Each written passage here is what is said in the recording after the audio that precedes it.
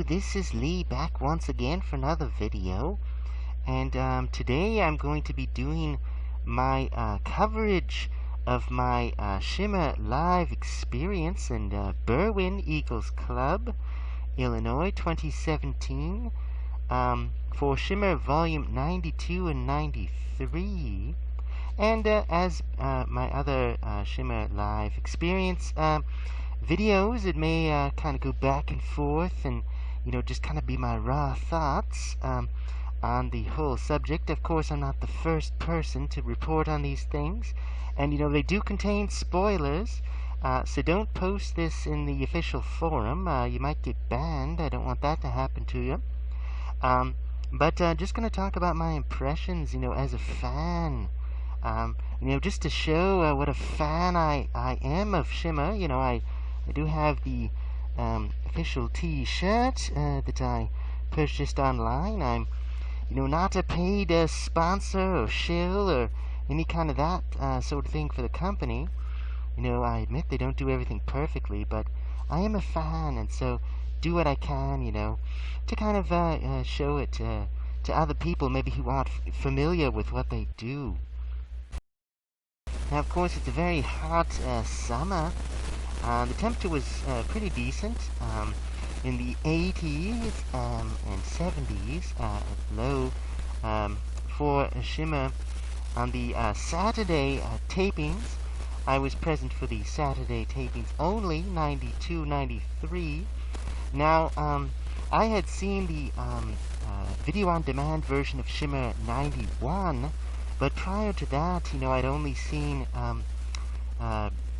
let's see, volume 80, I believe it was, video-on-demand, and the digital versatile discs had not been released for many of the episodes, and before I pointed out the obvious, Shimmer is kind of a rather special case. It is a all-female professional wrestling promotion based out of Berwyn, Illinois. They don't have the big, budget of WWE or even TNA or Impact, whatever it's called now. So, they're about a year behind with their digital versatile disc Shimmer volume releases. So, I believe it was announced, and they even had copies on hand at the actual show. Volumes 76 through 78 were available for purchase. They've been available for pre-order for quite some time, and I believe they're shipping out, or have been shipping out as we speak. Volume 79 was supposed to be released today, so people who pre-ordered it, I hear, because of course I'm not on the inside, it's supposed to be released, and people should be getting it within a week or two, which is great news. I mean, I really enjoyed those shows. But 76 through 79, when you think about it, prior to the last couple of weeks, I mean, really, the only people that were able to see those events were the people that were on hand at the show, and of course those, actually in the production side of things for Shimmer. And that's the thing. I mean, this is primarily a product that relies on digital versatile disc, DVD, sales. You really can't buy them in retail. You have to buy them from the official website, or maybe if someone had their collection on eBay or something, or Amazon, used copy. Only the first 6 volumes were ever in retail, and those are pretty old by now. It's 2005, 2006. You got those early shows. I think maybe up to 2007, but it's been a long time. And Shimmer, they've been filming, recording rather, it's all digital now, no film, about 11 episodes a year. That's a brutal schedule for an independent wrestling promotion. But, it is one of the only ways that, in North America you can see, that much women's wrestling of that quality. Other female promotions exist, but they have, different aims. Shimmer's always been about trying to showcase the talents of the women as athletes and not just as, eye candy or, they're the girlfriend of some wrestler who you're really supposed to care about, that sort of thing. They're not valets and things. They are, the center of the story, just as if it were, a male professional wrestling promotion, like most of them are. And, most of these shows, they They go for about 3 hours, 3.5 hours. And then they start recording the next volume right away. It's another 3.5 hours. So you get basically 7 hours of wrestling for your ticket. I usually get the general admission tickets, $30, and you have to sit in the building because if you leave, you can't come back in. That's the rule. So you get 7 hours of wrestling, and then if you come back the next day, which I did for that weekend, 76 through 79, you get another 7 hours, and it's really brutal. And you might say, well, come on, Lee, as a fan, you're just sitting there and watching the show, enjoying it. But, people get into it, they get excited, they're yelling, screaming. Just imagine yelling and screaming for 7 hours and then doing it all again for 7 more hours. And most people there, they're not just locals, they travel from all over the place to go see these shows, from word of mouth and that sort of thing. Or maybe they're friends of the wrestlers or whatever, but still, that's a lot. And yeah, they're not tumbling around in the ring under the hot lights, but at the same time, it can be exhausting. So I usually go for just the Saturday, but that means that for the Sunday show, very often, you get these retirements, you get title changes, you get crazy stuff happening. It's the last night, everybody kind of throws everything out there. I don't get to see it for a whole year. The volumes don't come out for a whole year. So, there may be certain fans out there that say, oh, gee, this is out of date, this is old news, but chances are you have no idea what's going on. And that's why I say spoilers, because, I'm already reading the results for volume 94, 95. I don't see as much enthusiasm of, quickly posting it. I remember in the past shows, people would be tweeting furiously on their little portable devices during the show. Very distracting, all these little screens. But they were, sending it out, tweeting it out as the matches were going on, the results. But for these, I had to wait a little bit. That's fine. I'm not a reporter. I'm just a reviewer, just a fan, not a journalist. I guess these are journalistic in a sense, and just in a sense of like a film critic. All that means is you publish reviews. You don't necessarily have to have a degree in journalism or, gone to film school. You don't have to be a director yourself to be able to do it. I don't have to be a wrestler to critique and praise or, whatever, mock wrestling. But I do have fun with it. And, it is a lot of work what they do. But at the same time, as a fan, it's kind of weird. You're kind of behind because you've got, a year's worth of matches that you haven't seen. I haven't seen a Shimmer live show since 79. I watched 80, but that was that was kind of right after. But then 91, a lot has changed in a year, and that's really what I'm going to talk about in this review. So, bear with me, it may get long. I'll try not to make it as long as the actual show, but just kind of give you a sense of what it was like, what happened, and, some of the things I may repeat myself from the previous live experiences, but I just want to share them anyway, because if you are a fan of Shimmer, or want to become one, or want to see one of these live shows, kind of what you can. So, one of those things, I was trying to arrange the trip, get some other people to go with, and, a lot of the people that I had previously seen at these shows weren't around or weren't there. Maybe they came on Sunday, but, they went there Saturday. So, it was a little difficult, but I eventually got my ticket, did my traveling, got there, and, I was surprised, I was pleased. The line wasn't very long, even though the weather was fine, and the show started right on time, 2 p.m. bell time Central, and there was no sparkle. Instead, there were just these pre-show matches. There wasn't a lot of ceremony before them. They just kind of started. I believe it was two. I think there was 2 matches, and I getting settled at the beginning, I didn't get a lot of data on. But in the past, I was very used to there being, these dark matches, these non-recorded matches of, male wrestlers, maybe a couple women as valets or something, and usually a tag team, people I'd never heard of, local wrestlers or something, and just kind of warm things up, and usually the crowd is kind of not really paying too much attention, very short matches, and then maybe they will have like 2 rookies, 2 women that maybe are thinking of becoming into Shimmer, doing, and they call it Sparkle. It's maybe a quick singles match just to kind of show what they can do. And then they have the announcer come out, and then they dim the lights, and then they have, the beginning of the Shimmer volume, and they had Joey Eastman come out and talk. Well, that was kind of the old way of doing things. At least a year ago, maybe a little more than a year now, but the last time I saw a live show.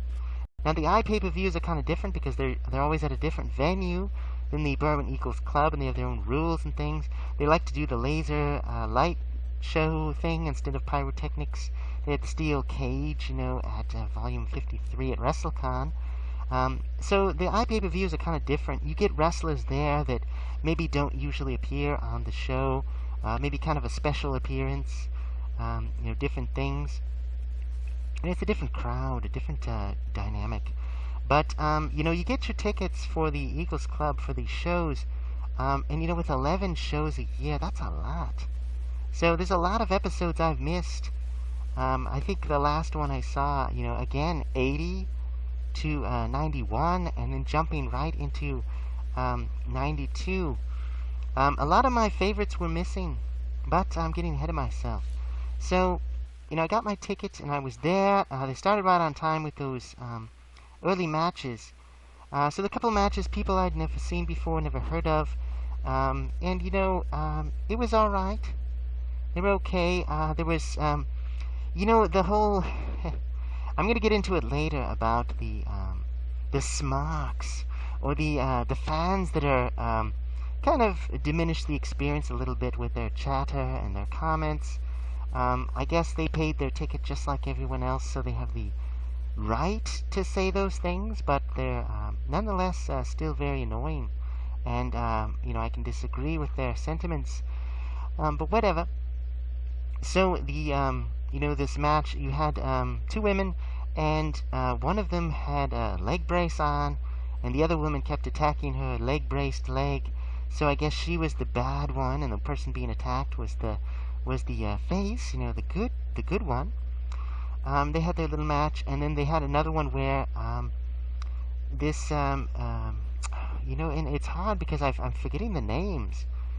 There wasn't a lot of they would announce the name of the wrestler, but, for this Shimmer show, there were no video segments, and they usually aren't for the dark matches, but there were no video segments at all. And I even checked the YouTube channel of Shimmer Women Athletes. No, pre-show promos introducing the new wrestlers. Those were always nice, just to get a sense of, who these people are. So I guess only the super smart fans that knew ahead of time who was on the show and knew ahead of time who was supposed to cheer for and boo for, only those people had the insight. And but they can't fault anyone for not knowing that information. So there was another match with this African American, I assume. I'm just going to guess that. She was called Super... I don't remember her name, but it was just Super. She kept saying Super, and people kept yelling Super at her. I don't know if that was her character name or just some gimmick. But anyway, it was her versus this other woman that was rather large. She had, kind of war paint on. She kind of reminded me of a Western version of Bull Nakano. Not nearly as talented, but there was a moment where she just kind of mocked Super, but she said, Super, and she pretended like she was lifting weights or something.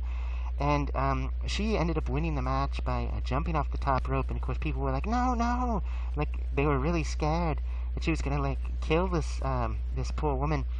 She got to the top and she jumped off and did some kind of, I forget if it was I don't think it was a leg drop. It was, although that was what I was expecting because I was thinking of Bull Nakano. It was actually more of a body splash kind of attack, and those can go wrong, of course. It's happened to Daphne, although I think it was a totally different move. Rosie Lotta-Love, sat on her and actually broke her ribs. So, with professional wrestling, we got to be careful to actually minimize, the potential injuries for these moves, these worked moves. But anyway, she landed on her, and it looked, devastating, like she just crushed the life out of her. And The fans were mad, sad, scared, whatever. So people were starting to get into the show. And, they had the, merchandise tables and food at the Little Eagles Club, as they always do. But I noticed something. And, I'm going to comment on this right here before I get into more of the matches. Just because the overall experience of the show, matters. I realize it's a different experience, sitting there watching the matches on a television. You can pause the DVD, you can get your popcorn, you can take a break. Sometimes I get busy when I'm reviewing these shows, and I can't just, watch it all the way through, even if I want to. I'll take a break and maybe come back even the next day, maybe a week later, and just pick up where I left off. Well, with a live show, if you take a bathroom break, you've missed a match. That's just how it is. And they have an intermission where you can get autographs, but, there's only maybe like 4 tables, and you've got 250 people in that venue. So maybe just imagine most of those fans all trying to get the autographs of the same 10 people, and it's kind of a frenzy. And in previous years, they've complained about, the intermissions, and that's why FanFest, the previous year that I attended, was so good, because you got plenty of time to just kind of relax, take your time, shoot some conversation back and forth with these wrestlers rather than just, oh, hey, good show, oh, yeah, $5 for your autograph, okay, done, move on to the next one, and try to shimmy your way past all these sweaty people to try to get, back to your seat. But of course, to do FanFest, they gotta rent the venue, another venue, Cigars and Stripes or whatever, to do all that, and the wrestlers have to have time to stand around and, sign all the stuff for, a couple of hours. So, it's tough running an independent promotion, but at the same time, I'm experiencing it as a fan, Dave Prazak and Allison Danger and Amber Gertner and all those behind-the-scenes people, they've got their work cut out for them. So kudos to them for doing it. So I'm not criticizing them just because it wasn't perfect, but I'm just mentioning, really what it was like. So, you're watching these matches, and one thing that really draws the fans, one thing that really, creates that word of mouth, that buzz, is the star power that they bring. And the thing is, with women's wrestling, it's gone through so many periods of time where, it's been just kind of treated as a joke. And, wrestling promoters are at fault for this because they've treated the female talent on their shows as, eye candy, as valets, as girlfriends of wrestlers. They're not there to wrestle. They're there to make the men look good, or to just be kind of like cheesecake, distraction, whatever. And people talk about the bathroom break is the women's match, and that's really a shame. That's too bad. Now, when you look back in time, you look at the women's matches in Japan, especially in the early 90s, there were some amazing matches. They weren't all perfect. If you look at Botchamania, you can see all the mistakes made in modern wrestling, just as older wrestling. So some of these great matches, with like Manami Toyota and Mayumi Ozaki and Bull Nakano, some of the matches aren't very good. Sometimes they make mistakes. Sometimes you get injuries.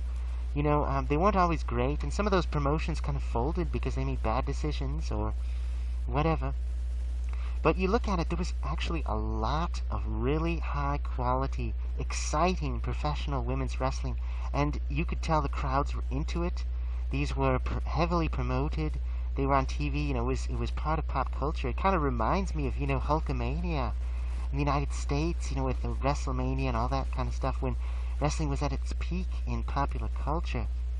So, women's wrestling did, have its heyday. And, people, Western fans, they often talk about Trish Stratus and Lita and, Mickie James, and less often Molly Holly, but, all those kinds of wrestlers, Beth Phoenix, I suppose, and they act like that's the only thing that ever happened. And, you get people like Medusa, or Alundra Blaze, as she was known in WWF. But really, that's just kind of a drop in the bucket. But you even watch wrestling from that time period, and you see there were good women's matches back then.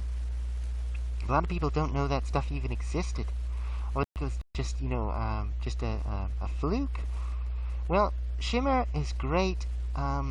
Even at its worst, I've said this many times, it is still generally better than most of the wrestling you see on television. Now, if you have the WWE Network, which, I know they promote to death, and people have already criticized that as much as it needs to be criticized, but NXT seems to have, and this is where the criticism comes in, it seems to be that so many of the women wrestlers that I, first were drawn to Shimmer to see are now either retired or they are working for NXT.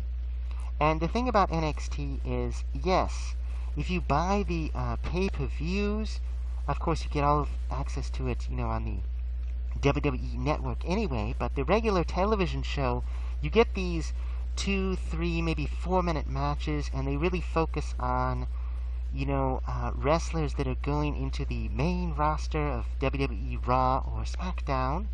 And they tend to be the pretty girls, the skinny girls, the model-looking girls, and they have that, Total Divas show, which is, I have no interest in that whatsoever. It's not a wrestling show. It's like a reality TV sitcom, Mean Girls, kind of thing, and it's fake, it's scripted, it's whatever, just like wrestling is, but it's almost like it's not even continuity. That's what I've heard from many podcasters anyway. I have no interest in the show.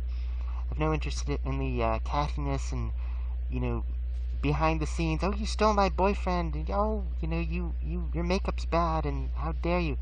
It kind of reminds me of Glow, the old Glow. But I'm getting ahead of myself because that's a Netflix show now, and that's a whole nother story. But back to Shimmer. Keep getting distracted. I'm sorry. It's must be the heat.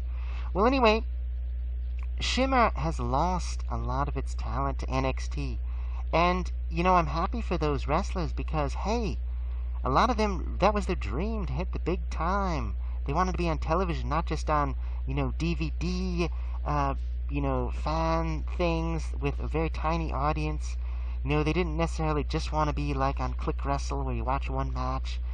They didn't want to, get paid, a tiny bit of money just to wrestle in front of a couple of people, or like in a warehouse somewhere, in front of no one.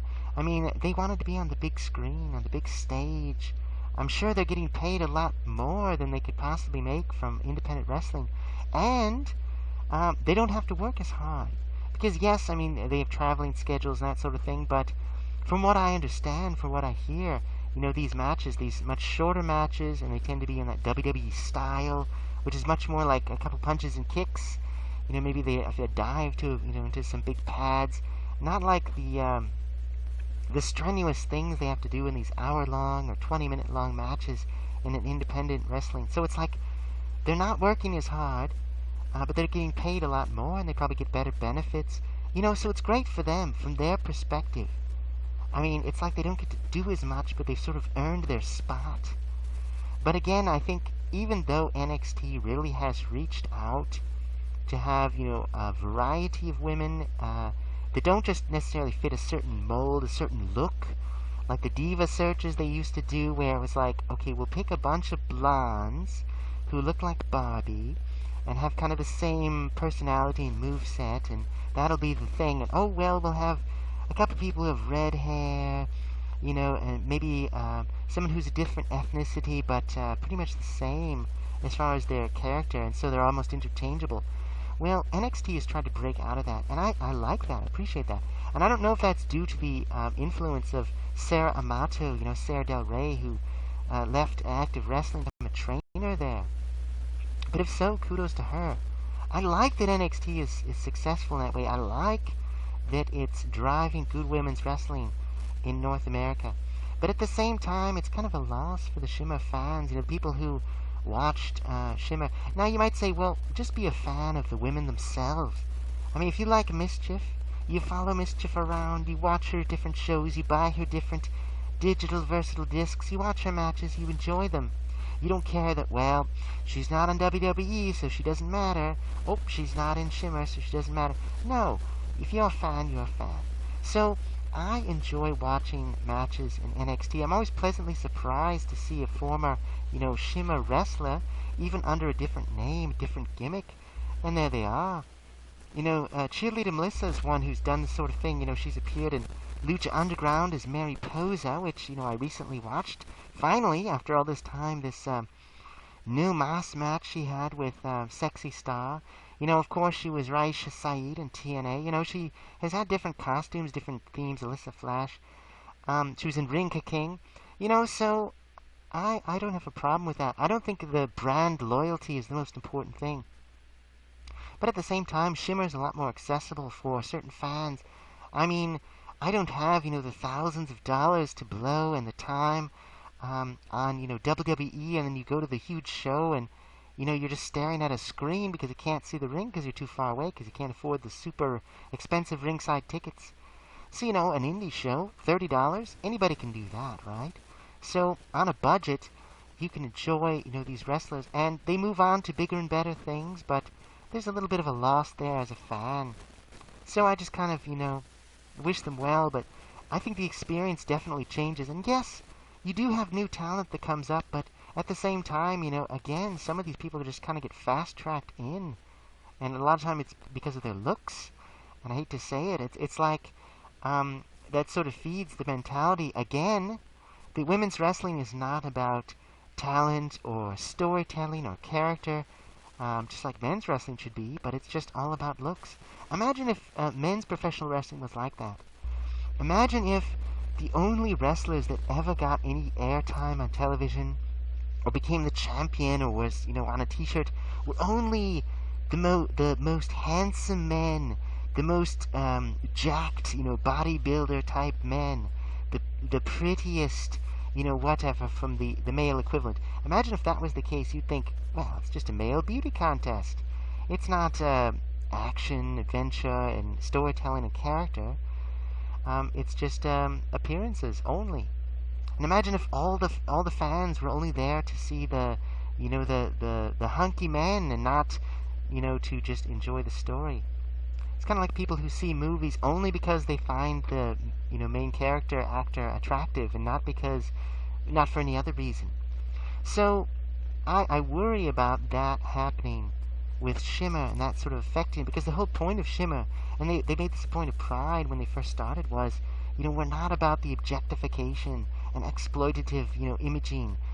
Yes, it's professional wrestling, so it's it's a big carnival circus atmosphere, and they're appealing to people's whatever, but it's still, they're trying to be a cut above. They're trying to be more like men's wrestling, not copying it, but just saying, like, you're watching these women wrestling in the matches, and you're saying to yourself, you're not saying to yourself, wow, she looks good. You're saying, okay, who's gonna do the next move, and where's the storyline gonna go, and who's gonna win, and I'm actually excited and invested, even though I know, just like if I'm watching a movie, I know that it's not real. Like Spider-Man and the Incredible Hulk aren't really, slugging it out, in a battle to the death. It's just a story, but I'm still invested.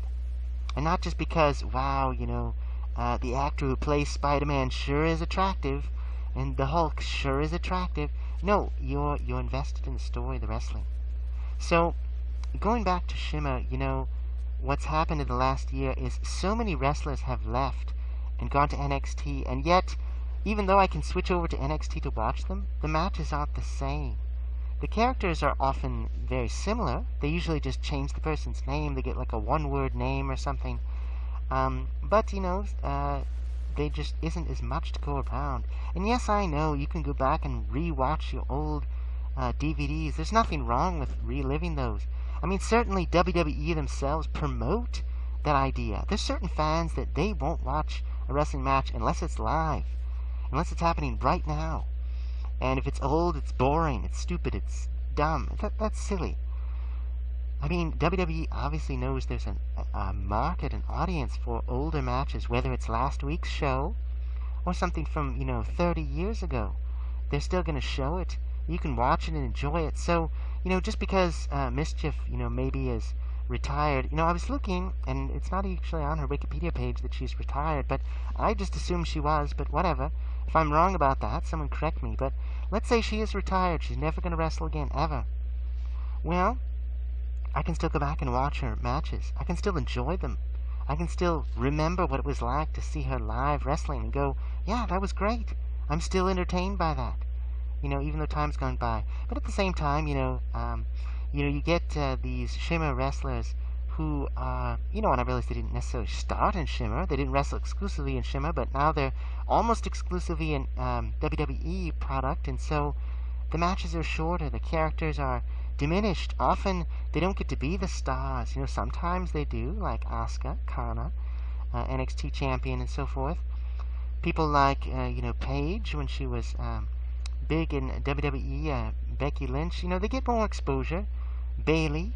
But other times, they just sort of get pushed into the background. It's kind of like Great Muta in WCW for a while. He was just kind of in the background. I thought, he's a big star. Give him more to do, please.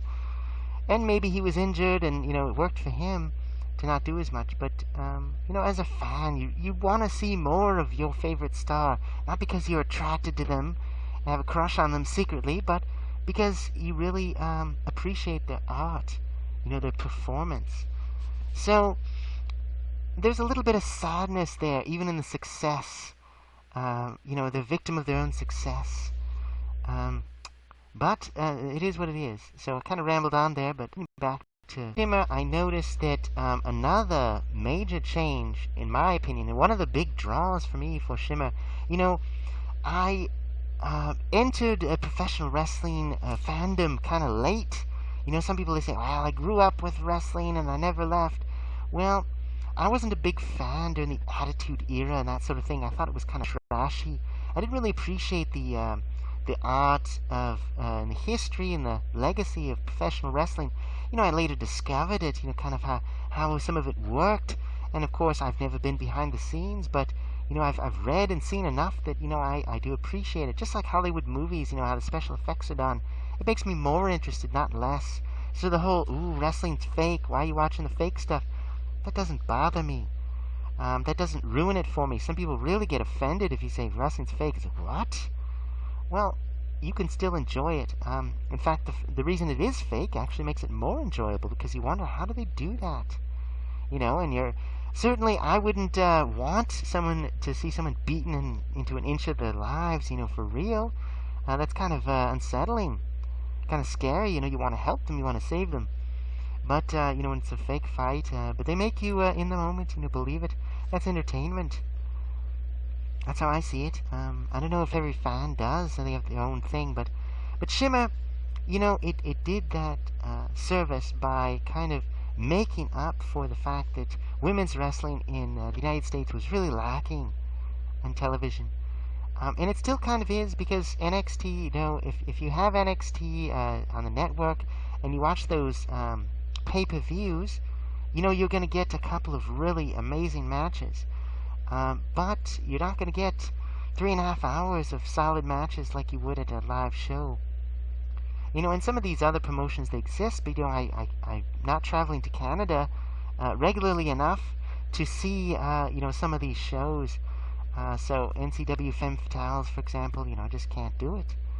I couldn't go to Joshi Mania with Chikara, but I did watch the digital versatile discs. It was quite great. So Shimmer's very accessible for me. And I think a lot of fans, I heard about people, flying across the, world to see it.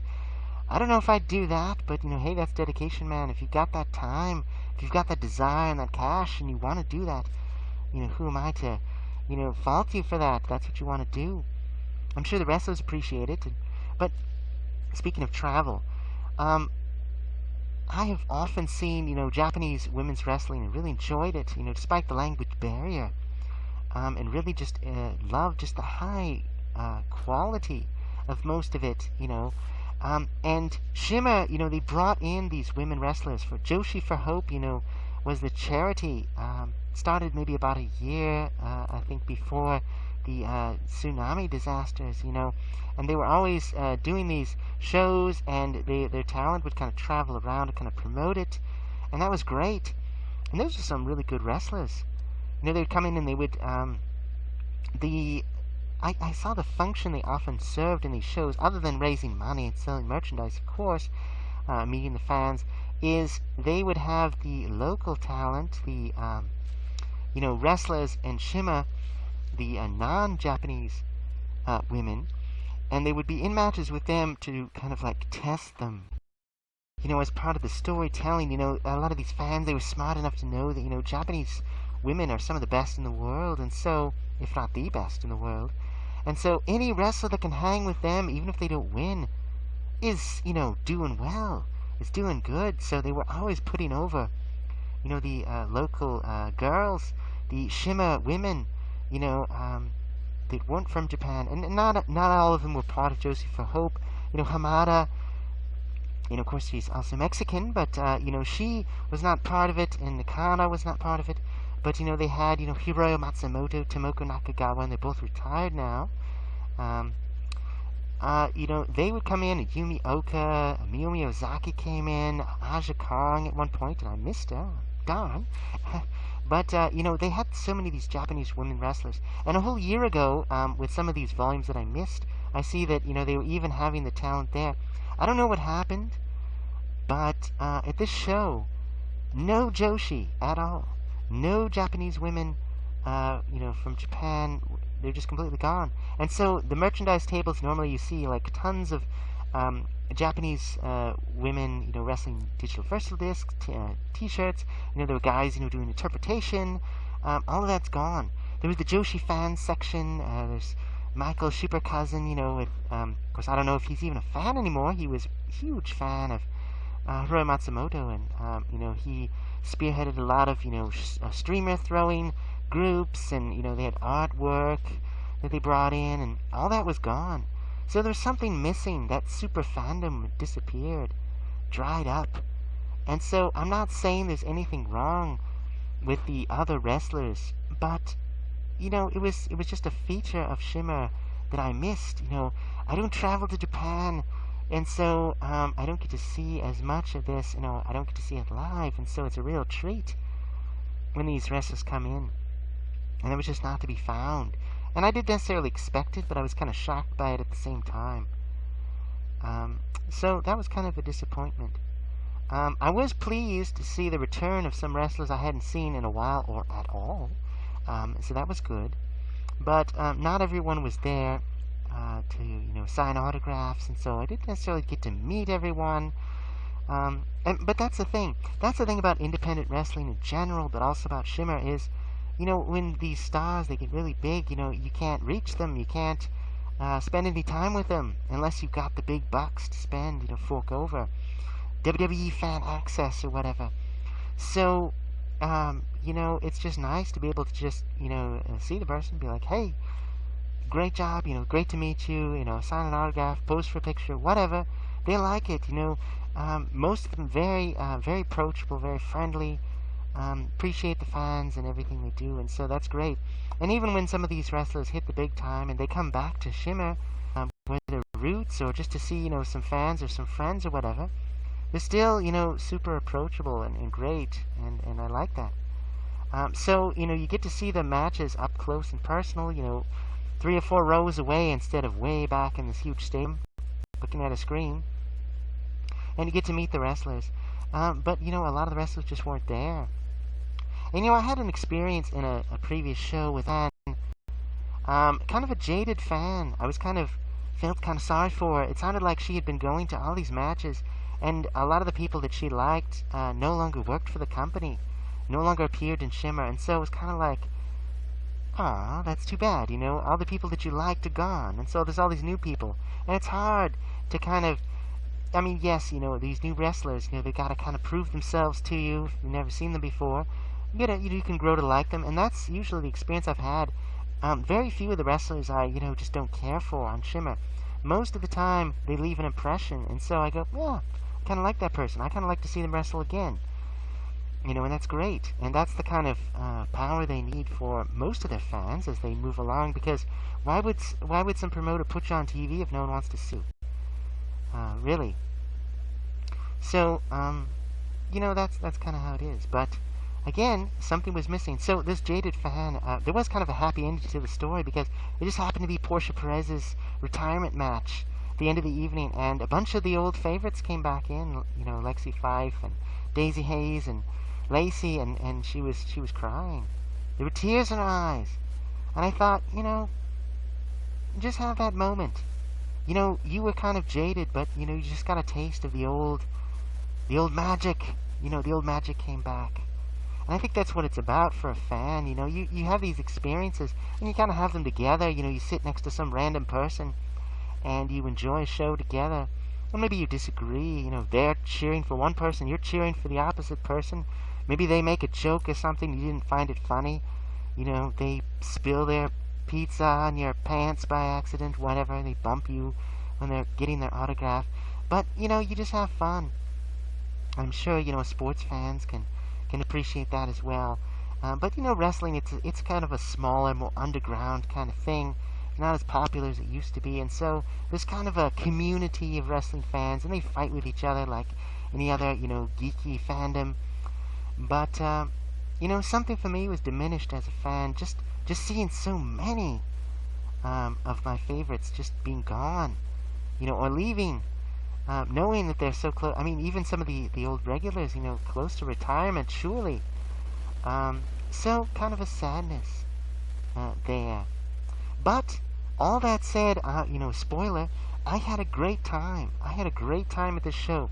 I would say, some of the shock was kind of like Volume 62. I didn't see it live, but Volume 62, it was like a lot of my wrestling favorites were not there, and there were a lot of new faces that I'd never seen before.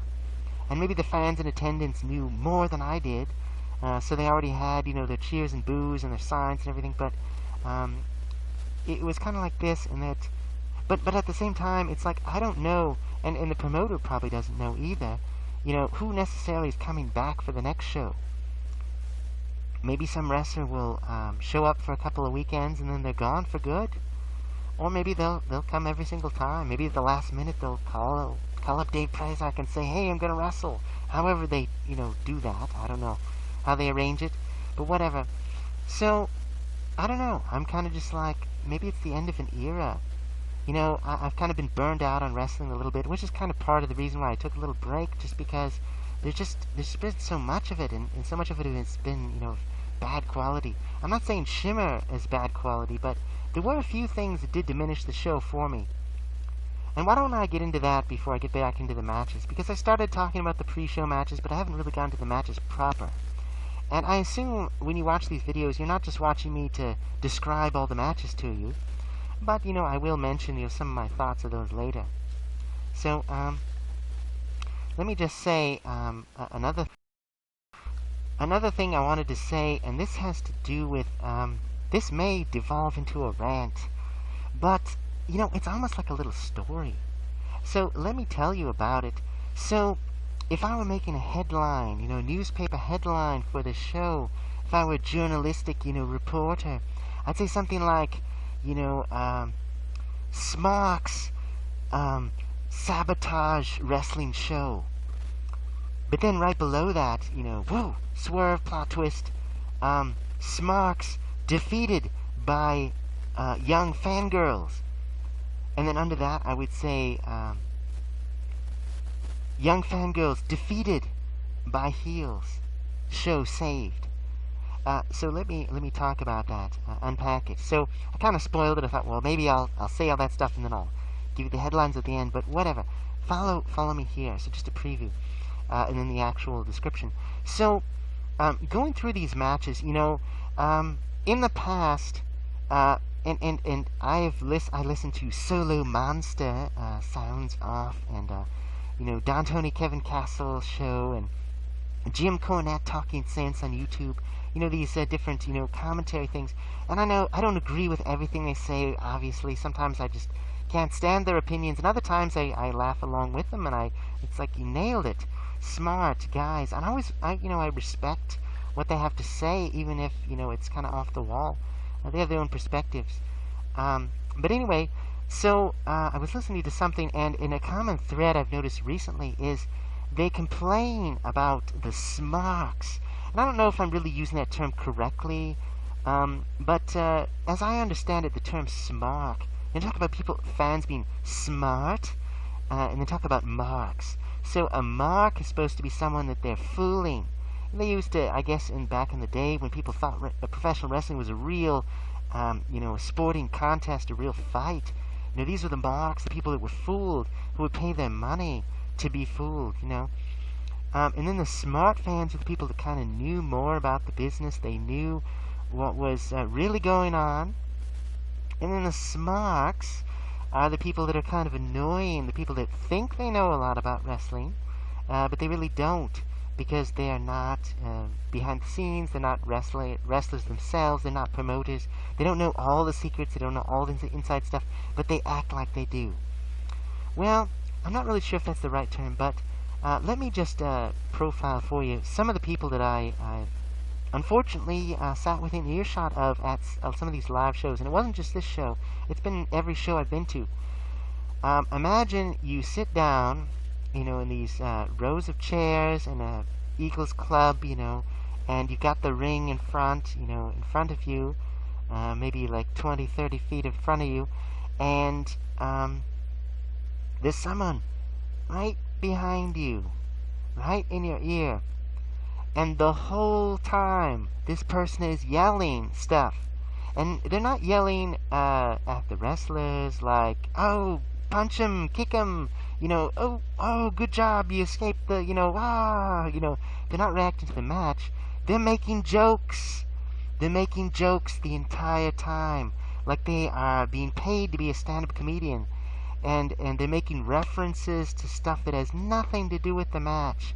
And they're trying to sing songs, and they're trying to start chants, and they're making fun of other fans. They're making fun of wrestling. They're making fun of the match. And you're like, why did this person come here? Why are they too cool for school? Like, imagine, you're like, I hate wrestling.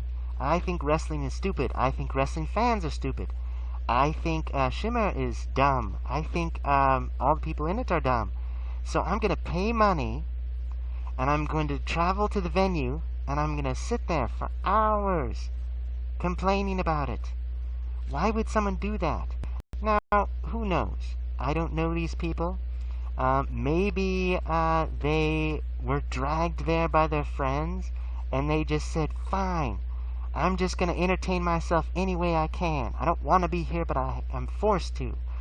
And whatever.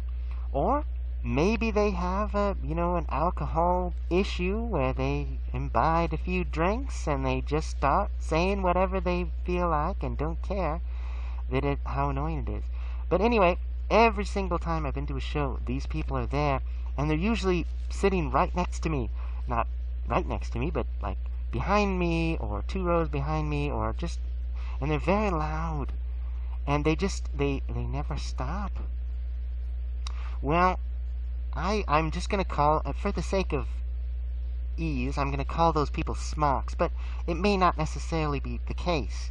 I don't know what their motivations are, but it seems like they were bored and they just wanted to entertain themselves. These podcasters, they call it getting yourself over as a fan. Now, getting yourself over as a wrestler, obviously, a heel wrestler, a villain, they want the people to boo them. They want the people to be angry and hate them and want to see them lose. And so getting themselves over with the fans, they are creating that reaction that they desire to, make the show work, to make money. And the faces, getting over with the fans, they are getting the fans to support them, to cheer for them, to love them, to want to see them win and not get beaten by the heels, the bad guys. So, but then you have these fans that try to get themselves over. And I'm just using the terms that these podcasters, these wrestling fan critics use, which is to say, it seems like these people go to the shows to make the show about them, not about the wrestlers. So they'll yell jokes so people are distracted from the match and turn around and go, he made a funny joke. Ha ha ha, I'm laughing at the man's funny joke or that woman's funny joke, and not at it's usually guys, but women can do it too. They want people to pay attention to them instead of the wrestling show. They want to make ironic comments. They want to make fun of the fact that wrestling isn't real. They want to make fun of the fact that whatever. It's I don't know. And they make WWE references all the time. I remember when there was this guy called Fandango. I never really watched him, but apparently he came out and he was like a dancer, and he had this musical background music entrance theme that sounded kind of like I Dream of Jeannie, that television show, but like slowed down. And so people were like chanting that music, and of course I had no idea what they were referring to because I wasn't watching WWE at the time. I didn't know who this obscure character was. It had nothing to do with Shimmer at all, and so I had to like look it up. And oh, okay, that's what they were doing. Why? I mean, no one was chanting CM Punk, CM Punk, although that might have made sense because he is an independent wrestler, or was, back in his early career before he got into WWE. But people do that sort of thing, and people don't chant what? But they chant other silly things, as if, again, they're not there to be entertained by the match, but they're just to entertain each other. But it seems so forced. Like, I've seen enough wrestling to know that the matches I'm watching are good matches. Compared to other women's wrestling, this is really good. And yet these people are so bored that they're putting energy into trying to distract people from the match. And they don't get thrown out because they're not really breaking any rules or just being annoying. And of course my ears start to get sore after a while from all the yelling that's going into it. Of course my voice gets sore from my yelling. Sometimes I'm tempted to yell back. I try not to start any trouble. It's like whatever. But those smarks, those guys, they can be really annoying. And when you think about it, the things they're saying aren't really that smart. I mean, let's think about it. Everyone there at the show, except for the little children, because there are always little children, little kids, middle schoolers, whatever. It's a family show, PG, whatever, except for Sweet Soraya. She occasionally uses profanity. Cover the youngins' ears, whatever. But everyone knows that it's a staged contest. Everyone knows it's fake. Everyone can find out in 2 seconds that professional wrestling is not real. And yet the smarks are there to tell everyone, hey, it's fake, it's not real. And it's just silly. Because, okay, yes, it's not real. But why are they doing it? See, I'm not one of those people that freaks out when you say wrestling is fake. But when I'm trying to sit there and watch it, why would you spend the whole time trying to tell me that it's fake? Of course it is. But they're not trying to do it like, oh, how did they do that move? Oh, that wasn't as good as, the thing Ric Flair did and blah, blah, blah. Huh? Who cares? Or they'll start talking about something that has nothing to do with anything. So, the other thing that the smarks do is, now, I never know, it's like the smart fans, they always know who the heels and the faces are, even if we've never seen them before, and they've never done anything to deserve it. I always feel like if you're going to be a heel wrestler, you have to make me, in that match, treat you as a bad guy. You have to earn it. You have to cheat. You have to be arrogant. You have to be mean. You have to do something to get me to hate you in the moment. And if you don't do that, I'm just going to be like, oh, you're either winning the match and you're a good wrestler, or you're losing the match and you're not a good wrestler, or your opponent is better than you. Whatever. To be a face, you can't just be there. You have to have some reason for me to cheer you. You have to be heroic. You have to be virtuous. You have to be honest. You have to be caring for the fans. Something to make me admire you and want you to succeed. While certain wrestlers, like, obviously, they'll have the poster for the wrestlers, and they'll have, like, the one person front and center who's the champion, and it's like, yay, it's them, it's their show. Well, obviously, I'm going to have feelings about them, but everyone else in the show has to work a little harder to get me to want to cheer boo them. But someone will come out, and immediately it's like, boo, boo! Who are they? They've never wrestled for Shimmer before. And you can't tell me that, well, they wrestled in this other promotion and they were a bad guy there. Well, the other promotions, they're not necessarily in continuity with Shimmer. Let me give you a great example. Madison Rayne. Madison Rayne was at this set of tapings. Of course, she was known as Ashley Lane. In Shimmer, she was the with Nevaeh as first Shimmer Tag Team Champions.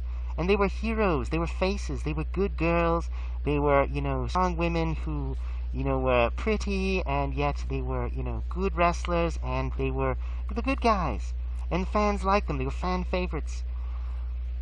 But then when Ashley Lane went over to TNA, Impact Wrestling, for the Knockouts division, she was bad. She was a heel. She was a mean girl. She was part of this faction. They were always, shaming people and beating them up. And, she was arrogant and stuck up. And, not always. She did have a couple of switcheroos back and forth. But for the most part, she was a bad person. She was a bad character. She was mean. She was nasty. She was evil. The way she treated Nikki Roxx, at one point, it was just like, you're despicable. Which meant she did a great job, of course. She was a great villain. But then when she comes back to Shimmer, she's Ashley Lane again. She's wearing the exact same outfit she wore on TNA. She didn't change her hair or makeup, anything. She looks exactly the same, and yet she's playing the character that we always knew and loved in Shimmer, which was a heroic person, a nice person, a good person. And yet they bring up the fact that, she was in TNA, and Nevaeh is like, you think you're successful now, and I'm going to teach you a lesson. You didn't take me along. And, that was their little feud. And then she went on her merry way. But, fans can't just automatically assume, Madison Rayne is here. Madison Rayne is bad, so let's boo her. No, she was obviously Ashley Lane again. And so there was no reason to boo her. Unless she suddenly changed her character, there was no reason for us to treat her differently. And so whenever these new wrestlers come out and everyone's like, boo! Based on what? Now, to be fair, it is possible, and you'll see this on the digital versatile disc when it finally comes out, sometimes a wrestler will come out and they'll, frown. They'll scowl right at the first person they see. Or the person will go out to, give them a high five and they'll be like, or they'll slap the person's hand out of the way. And it's like, uh-oh, boo, boo. And then everyone else will pick up on it, and boo, boo, boo, boo. Before the match even starts. That's different. But, when you're at a live show, you can't really see that. So, unless you're sitting right there. So chances are they have to tell the story in the match. Or they have to grab the microphone and go, I'm not here to, impress you people. I'm just going to win and destroy this, loser that I'm wrestling. And it's like, oh, boo. Whatever. But you have to create a reason. And then when someone comes out and is like, yeah, it's funny. I laugh on the inside when someone comes out and everyone's like cheering them, yeah. And then all of a sudden they start cheating or they start berating the fans. And it's just like, boo, boo. We were supposed to boo you, but we cheered you because we didn't know what was going on. I like it when they still get fooled. So, even though the smart fans and the smarks want to say, I know everything, you don't know everything. Unless you're part of the show, which you aren't. You're the fan. I mean, yes, the fans are part of the show in a sense. I take that back. We are part of the show, but we don't know how the story ends. We don't know how it's going to proceed in real time. We may think, we may have a sense, but it's almost like anything can happen, and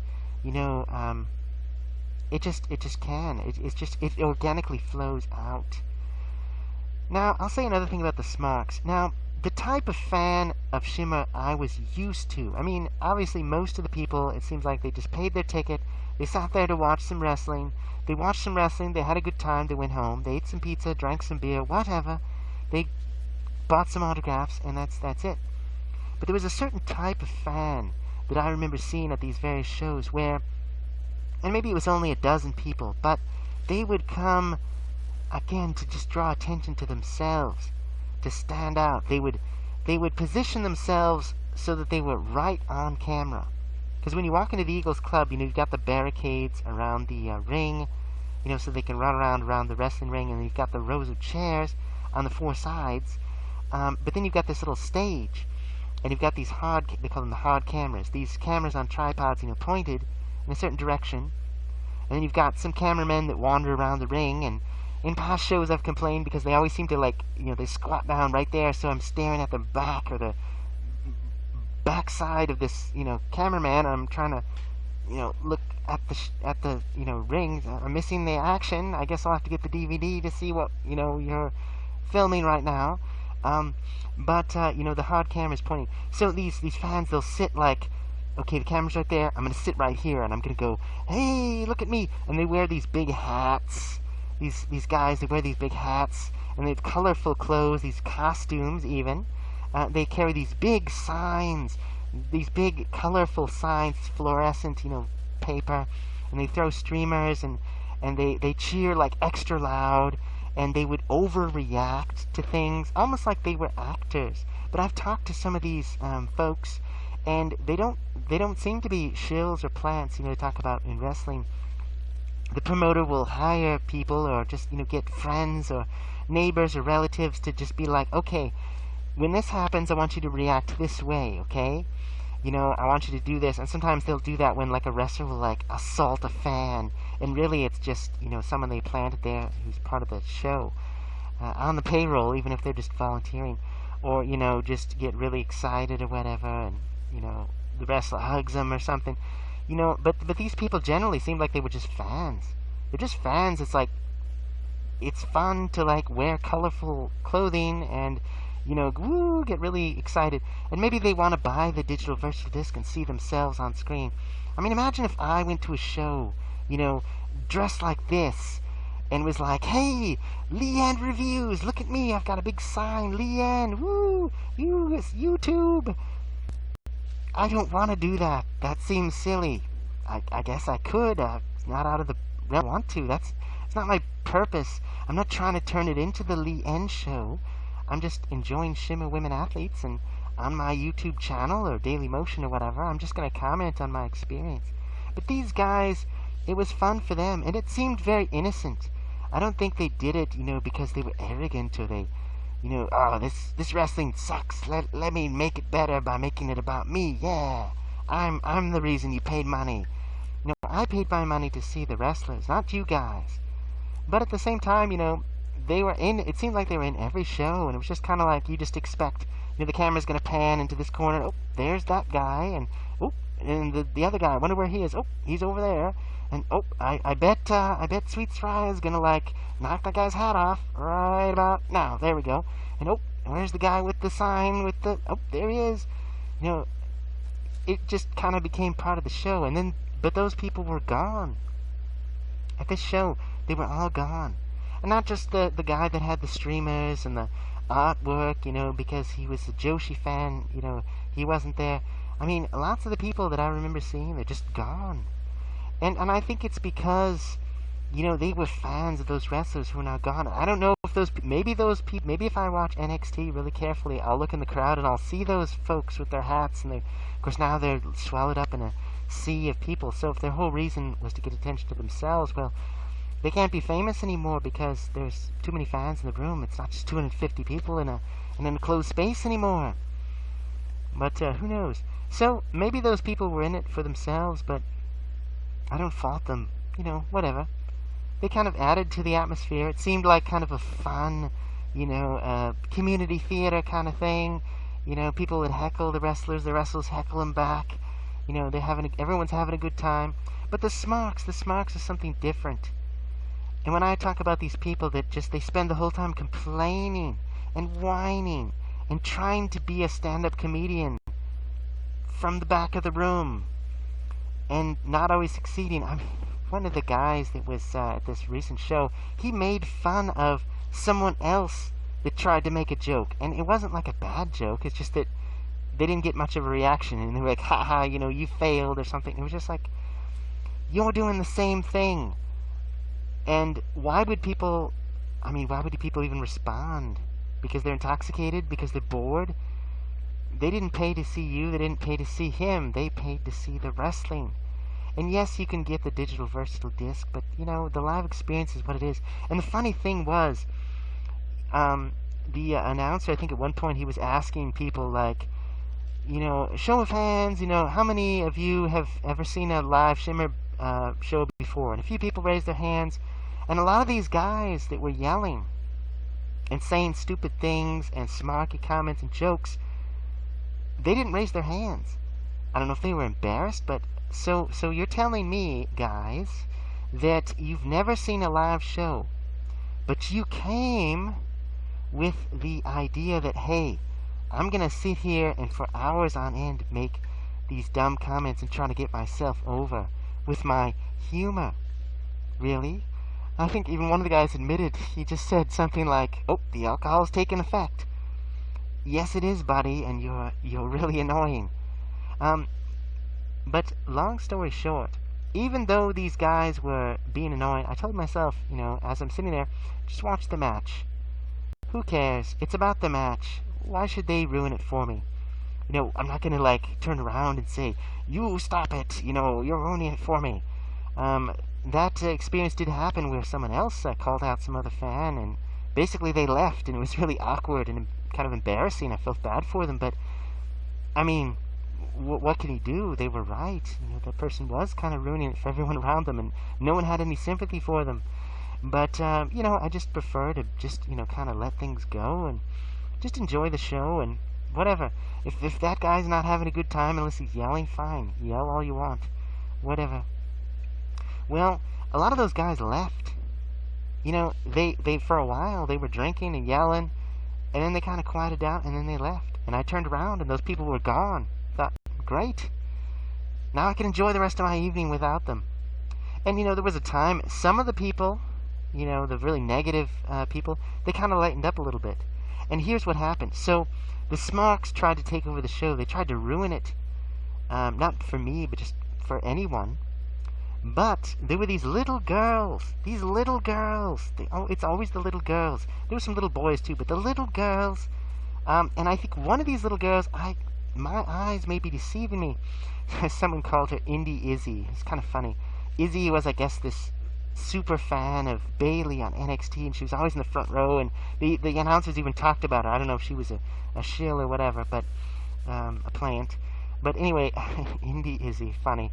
But anyway, there was this little girl, and she looked, I swear, she looked like the little girl that was on Volume 91, who was, there are pictures of her by herself on the rails, yelling at the, and in the trifecta, Shayna Baszler, Mercedes Martinez, the champion, and the Heart of Shimmer champion, Nicole Savoy, were yelling back at her. And it was comical, because here's these three tough women that rule the company, and they are having an altercation with this tiny little girl who's screaming at them, and it was just silly. And the thing is, these little girls had no shame whatsoever. There's a couple of them. I think there was two on one side and there was one on the other. I didn't really hear that. They were loud, but I didn't think it was bad, because, I mean, these weren't drunken men in their 40s or 50s or something that should have known better. These were just little kids. For all I know, they thought it was real. Who knows? But they were just they were yelling. There'd be a wrestler, and they'd be like, "We hate you! You're just terrible!"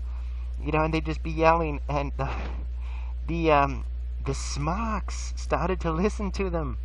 And there was one guy who, he was saying something like, "Oh, she's gonna get beat down. She's gonna lose." And then the girl yelled at him. He's like, "No, you're stupid." And he was like, "That's mean." And he just kind of slumped down in his seat a little bit. That was my memory of it. But anyway, not exactly. But it was just funny, because, I mean, I guess he wasn't going to yell back at a little girl, insult her in front of a, father, or uncle, whoever it was. But it was just very funny. She shut him down, just a little kid. And the thing was, they would just be yelling the whole time. They didn't care. And I've seen these little girls, not necessarily the same girls, but some other children in the show, where, Nevaeh. Nevaeh is a heel. She is not a good character. Not a terrible character, but, she definitely is not a fan favorite. But she would come out, and they would throw streamers for her. They would cheer her the whole time. They didn't care as long as she won, and it was just... And she just kind of, smiled in spite of herself. She kind of blew him a kiss. It was just what can you do? They love her. Even though, in the storyline terms, oh, well, Nevaeh, don't want her to win.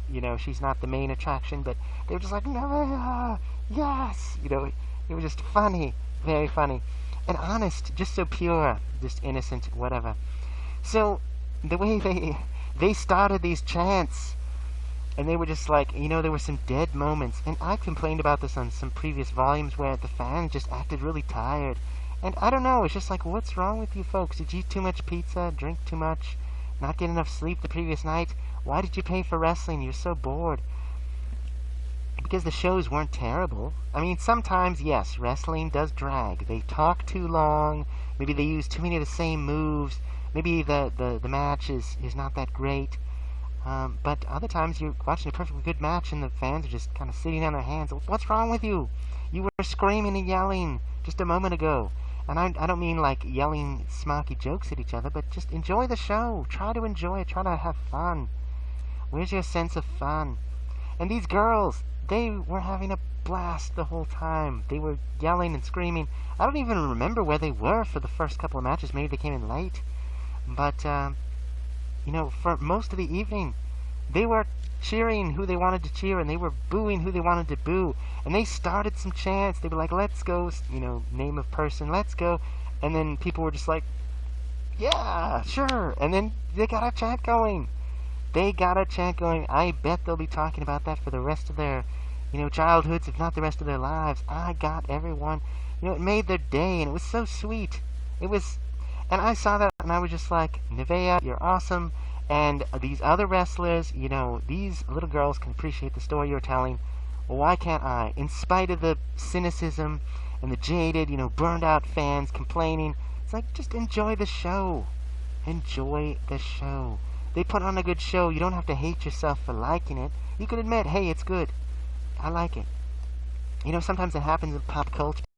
Everyone will be talking about it. And after a time, you kind of like get tired of it, and you just kind of feel a backlash. It's like, well, fine. I don't like it because everyone else does. Huh. Well, that's kind of silly. It's like secretly, it's good. I can enjoy it. I don't have to be part of the bandwagon, but, I just like it. It's good. So I think they kind of, and they shut down. They shut down that guy, that Smart. They shut him down. The little girls won. Okay? The fans won. And I was like, and I'm not going to, go up and say, hey, you turned the tide to the psychology of the kayfabe and blah, blah, blah. It's like, they wouldn't understand. It would be silly. I'd probably be kicked out of the building for, being a weirdo. But, they, those little girls, whoever you are, if you're watching, congratulations. Kudos for turning what would have otherwise been maybe a disaster. Not that they would have shut the show down, but those guys were really getting on my nerves. And you turned it around. You put it back in their faces. And here's the other thing. Those little girls, they didn't stop. They kept on going. And they weren't annoying. They were experiencing the wrestling show the way it was meant to be experienced. There were these guys, they thought they were cool. Like, when someone would this sometimes happened. I'll admit. I mean, I didn't go out of my way to try to be disruptive, but sometimes I'll see a match, and there's someone you're supposed to be rooting for, some underdog. And I'll use some examples. Sorry. I do respect these wrestlers, but at the time, Veda Scott was the underdog. She was getting beaten up, but she had done nothing to really get me behind her. The only thing was that, okay, she's the underdog getting beat up, but it's like, why did she put herself into that match in that situation in the first place if she knew she had no chance? And so it was just like, great, beat her up, finish her off so that we can get on to the next match. And I guess that's the wrong way. You're supposed to go, no, keep fighting, Veda, keep fighting. You can win, and, you got beaten, the terrible person beat you. I'm just like, nope, beat her down. Leva Bates, beat her down. Of course, she kind of is a cheater, too, so, she kind of deserves it in these matches. But it's just like, sometimes that happens. Another example is, what was her name? Oh, Davina Rose. Of course, when she became Bailey and they turned her into a superstar with a totally different character in NXT, great. But there were some matches of hers where it's just like, come on. What did she think was going to happen? Of course she's going to get beat down. Just pin her and go to the next match. So I was actually rooting for her to lose, even though she was the face. But most of the time, that doesn't happen, because it's not supposed to. You're supposed to cheer the good guys, because you're a good person and you want, virtuous and heroic things to happen. You don't want the bad guys to win. The bad guys are, selfish and cruel. And I mean, yes, you've got the cool bad guys, and you've got the Undertaker. Even when he's a bad guy, you're kind of like, he's kind of smooth and whatever. Brock Lesnar, he's a bad person, but well, he's a beast. He's so skilled. Just the raw power of him. It's impressive, even though he really shouldn't approve of what he does. But most of the time, you're supposed to cheer the good guys and boo the bad guys. And so there are these guys that no matter what, they deliberately, it's like the bad guy, yay! Really over the top, cheer, yeah, destroy that, whatever. And then the good guy, they'd be like, boo! Boo! Even when it's some, emotional, speech meant to, promote them, they're like, boo! Boo! There was one guy, I don't know if they'll try to cut out his booing off the soundtrack of the digital versatile disc, or they'll just be like, yep, there's the one guy who disagrees, but who cares about him? Whatever, make some joke at his expense, whatever. I prefer when they work around that kind of thing rather than pretend it doesn't exist. Because, you do get hecklers. You do get fans who don't go along with the story and whatever. If you're telling a good story and there's one dissenter, whatever. But this guy, he was just boo, boo, and then he gets shut down by the little girl. It's like, funny. But anyway, the little girls, they didn't take over the show either. Here's what happened. They, had heckled the hecklers. Here's what happened. They were heckling the heels. As they should. It's part of wrestling. So you have like a tag team match, and one of the bad guys is on the outside. Just. And that was a talent that I really appreciated about the Joshi wrestlers. I don't mean to get off on a tangent again, but if they were the heels, the Joshi, they didn't care. They still wanted the fans on their side. They're like, come on, yeah, cheer for us, yeah. And that's what you would expect if it was real, right? They wouldn't just be like, no, I'm a robot, I'm not supposed to respond to, you. They'd be just like, no, I want you on my side, yeah, and they get booed, and they're like, no, they get angry, That's how they're supposed to react. Well, these wrestlers, they proved that they were smart, they were good at what they did. I'm just going to use an example, and they just went right down the line. Tessa Blanchard, she's a heel. She's on the outside, and these girls were like yelling at them like, you're stupid, we hate you. And they're like, well, I hate you too. And she pointed at them, he's like, you better, just, shut up, I'll come over there. And they're like, you can beat us, you're not that good, blah, blah. And she just gave it right back to them. It was hilarious. And the match is going on, but it's like they didn't care. They just kept on going. And I was joking with the person I was sitting with. It's like, hey, we could have another DVD of just all the, a supercut of all the interactions these little girls had with other fans, with the wrestlers. I don't know if they were sent to bed early because they were having too much fun, but, it was just hilarious. And it's like, these are professionals you're dealing with. Of course, they know how to deal with hecklers. They don't just ignore them. There was one other wrestler, and I'll get her name. I forget her name now. I'll get it in a minute. Charlie Evans, perhaps? I think it was Charlie Evans. I'm not that familiar with her work, but she was like, the little girls heckled her, and she was like,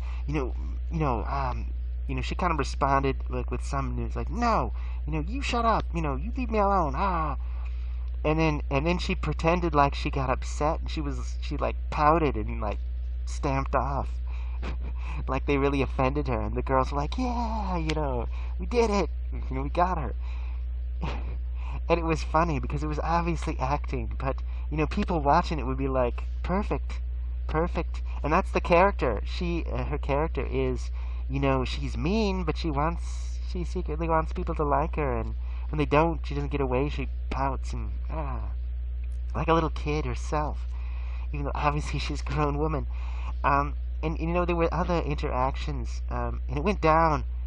And I'm going to get into spoiler territory here, but there was another interaction before I forget. Well, before I say that, I'm going to get back. And this was something in my Shimmer 91 review I forgot to mention.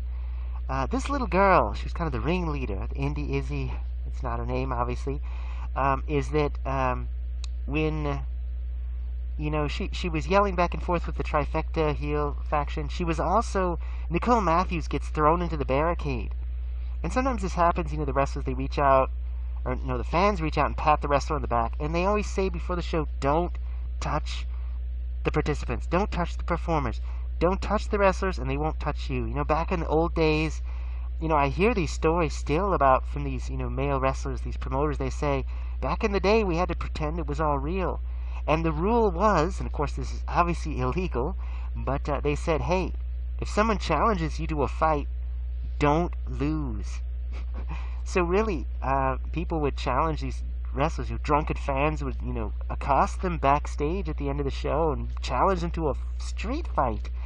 And the wrestlers were supposed to fight him off, punch the guy, knock him down, whatever. Don't kill him. Obviously, it's still illegal to assault someone or to murder them. But, it was kind of dangerous for the wrestlers because it was like, the business is on the line. If you go, oh, hey man, it's just a show, don't do anything, which would be the normal, rational thing to do, then people go, oh, I knew it, wrestling's fake, blow the whole thing wide open. So they had to fight, and you're really tough for real. So some of these guys, they talk about, fighting fans and just crazy stuff and, going to jail over it and whatever. But, things have changed. People know wrestling's not real, most of them. But anyway, you're not going to fight fans. It's just too risky. And, it's just bad form in general. But so not everyone is rational, and, drugs, alcohol can be involved. It's kind of a, it's a risky business in showbiz. But there was a scenario where, so this little girl, Nicole Matthews, of course, is a heel. She's a despicable character. She gets thrown into the barricade by her opponent during the match. And, sometimes when that happens, the wrestler's right in your face if you're in the front row, and it's just like, oh, there's Randy Orton. Pat him on the back. Good job, buddy. And it's like, if I'm the wrestler, I'm just like, don't do that to me, please. But they just have to keep, the show must go on, just pretend like it didn't happen, keep on going, whatever. Once in a while, it's like a fan, poke you and be like, hey. There was a funny video clip that surfaced a long time ago of CM Punk. He's in a match, and there's 2 rows of fans, and you clearly see one guy reach over the shoulder of the person in the front row and punch CM Punk in the back. And CM Punk whirls around, and he just sees the first fan in the front row, and he punches the guy in the face because he thought that's the guy that did it. But the guy behind him obviously did it. And so, I don't know what happened legally. Hopefully the guy that actually started the fight got in trouble. But the one guy, the innocent guy, got punched.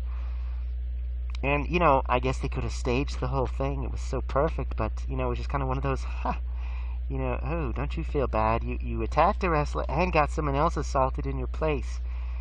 But anyway, but of course, as a wrestler, he doesn't know what's going on. Whenever a fan runs in, thank goodness this never happened in a Shimmer show, but you always see these, WWE or something, WWF, whatever it is, and someone will just a fan will run into the ring, and he's not part of the show.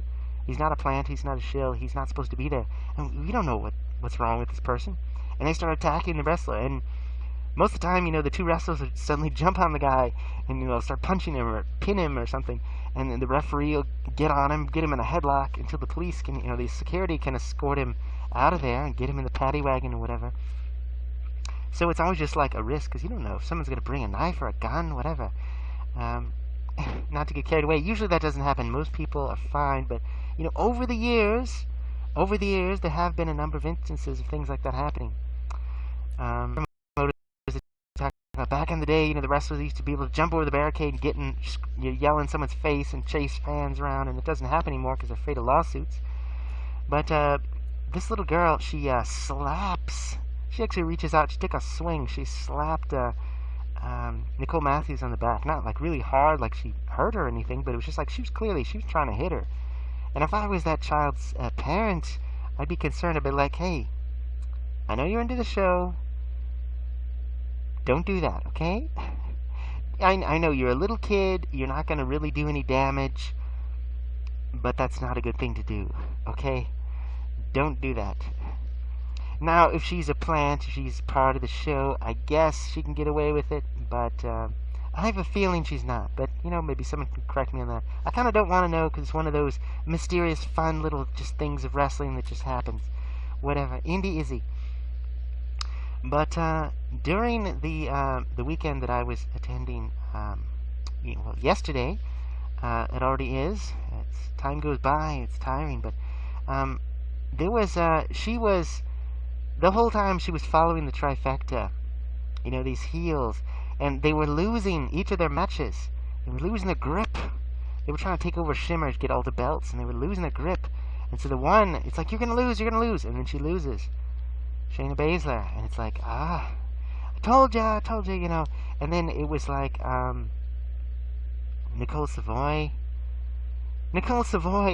she was yelling, she was, insulting these little girls. She was like, oh, you're the reason I don't want to have any kids, you could be an advertisement for birth control, put your picture on the, on the sign, and obviously very mean, but she was just like smack talking him the whole time, just giving it right back to him.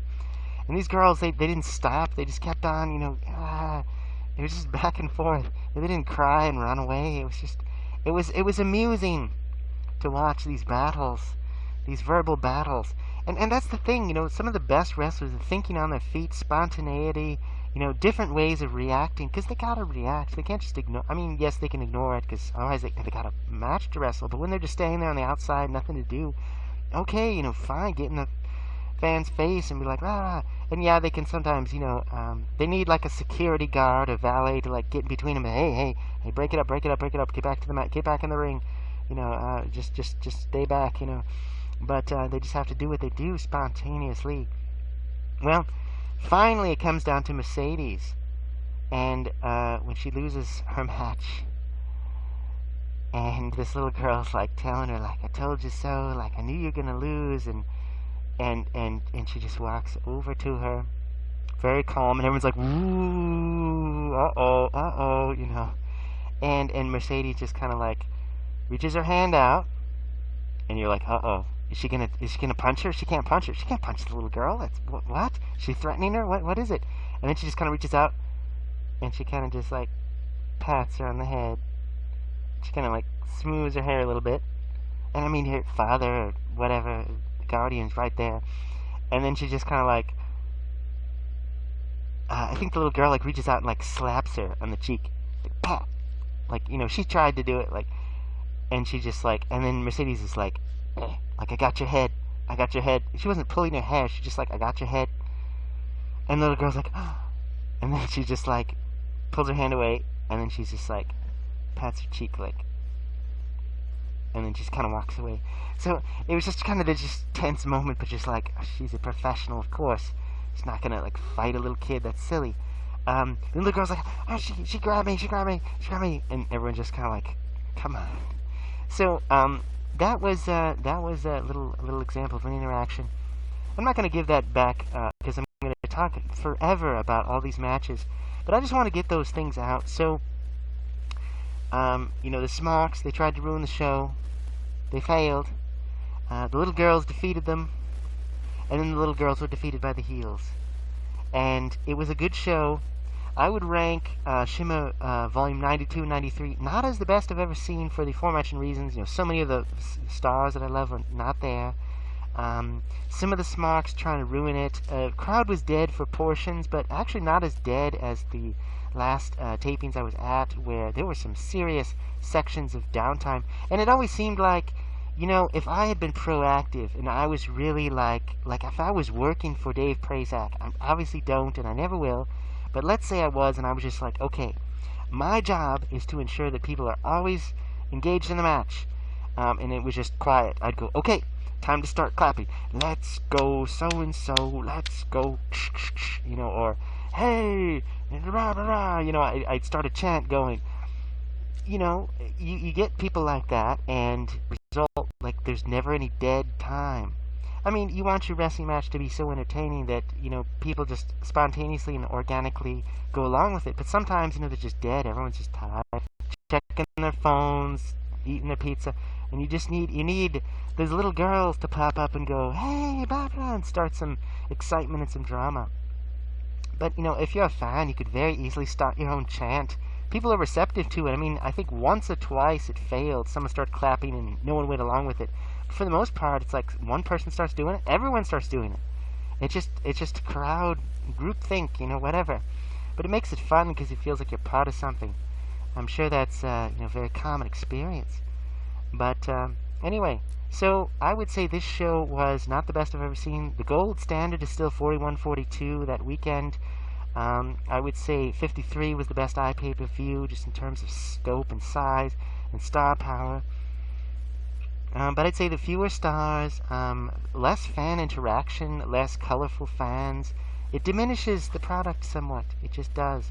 If this was my first experience of Shimmer, I'd have no problem with it. But because I've had that past experience, I think there's much more to it than this year. And maybe it's a budget. Maybe I'm sure they're happy for their former employees that have gone on to better things, but I'm sure they're hurting from that. And I think the enthusiasm has died down a bit. Wrestling's going through a little bit of a rough patch in general, and I'm not sure if the less interest, or the economy, that can affect it too. But I don't know what Shimmer's financial situation is like. I don't know if they're struggling at all. I don't know. I don't even know how many DVD sales they make. I don't know how much money they get from DVD sales, but I assume that's their primary ad or money stream, because certainly not all of their matches are available on Quick Wrestle or WWN Live. Some of them are, but not most of them. So, and they don't make that much money, I'm sure, from ticket sales. They probably just recoup their losses from everything. But I'm sure they saved a lot of money by not shipping in, or flying in, rather, foreign talent from Japan and so forth. But they may be suffering a little bit themselves, and maybe the fans are fatigued. But, if you're a fan and you want to get involved and sort of make it fun, if you want to make signs, you want to throw streamers, you want to wear goofy hats and try to get yourself over, be my guest. You're not going to hurt anything. Just don't be like those angry, jaded fans who try to take over the show and ruin it because you're too cool for school. Because if you are, watch out. There might be little girls to stop you and make you look silly, sillier than you already make yourself look. So, but anyway, my tone kind of softened as I watched that interaction play out, and I even joked a little bit with some of these guys. And when they left, I didn't miss them, but the show went on. So I would say this was not the worst. Well, is there a worst Shimmer show I've seen? I've never thought about it in those terms. Certainly some of I think Volume 62 was kind of disappointing when I saw it, partially because of the broadcast quality, which was highly improved when the digital versatile disc came out. I think some of the early volumes, I loved the feuds that went on, but some of the matches were kind of lackluster in places. And there were so few fans at that time, it was very hard to get a good audience reaction from something. It might have been just totally dead. But I think generally Shimmer is just pretty much universally good from a wrestling standpoint. But I would compare this maybe to Volume 62 because you had a lot of missing talent and a lot of new faces that you kind of had to get used to. Yeah, I would compare it to 62, but it was different because it was at the Bourbon Eagles Club and I was there in person rather than watching it streaming over the internet. So, I prefer the live experience. You don't hear the commentary. I can see Dave Prazak over there on the stage, and I hear him talking, but I don't know exactly what words he's saying because it's too far away. If I was sitting right below him, then I probably could hear it. But there's just certain experience that can't be had any other way. Yeah, so that's what it is. I would say good show, but definitely there have been better, much better shows from Shimmer. And I do hope that they can reach that potential again in future shows. I hope today's shows, which should be wrapping as we speak, check the time, but they should be all finished or finishing up as we speak. And by the time you watch this, of course, it'll be long, wrapped, and everyone's home to do other things, pieces digested and everything. But good weekend. But I did miss some of the things from the past. So next I'm going to go through the matches. Sorry that was a little bit longer than I thought, but I could have got my thoughts out right after, but I would have been too tired. I would have passed out. It's just too much of a good thing. So match discussions coming